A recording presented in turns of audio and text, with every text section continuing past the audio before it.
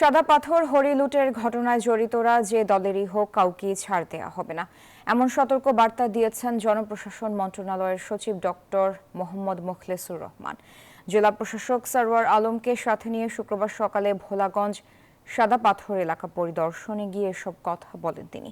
জানান ২৪ ঘন্টা সিসি ক্যামেরার আওতায় থাকবে ওই এলাকা।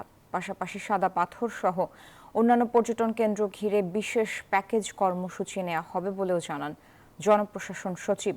এর আগে পাথর লুটের ঘটনায় ৫ সদস্যের তদন্ত কমিটি গঠন করে মন্ত্রিপরিষদ বিভাগ। সেই সাথে ১০ দিনের মধ্যে প্রতিবেদন দেওয়ার নির্দেশ দেওয়া হয়। এখানে ফাংশনাল সিলেক্টেড যে লোকগুলো কাজ করবে জনগণের সাথে আপনাদের সাথে মিলেমিশে, এখন একটা ইন্টারিম গভর্নমেন্ট, এই কয়দিন আমরা সকলে মিলে কিভাবে আরো ভালোভাবে এই দেশটাকে চালাইতে পারি। আমাদের সকলের টার্গেট হলো দেশ।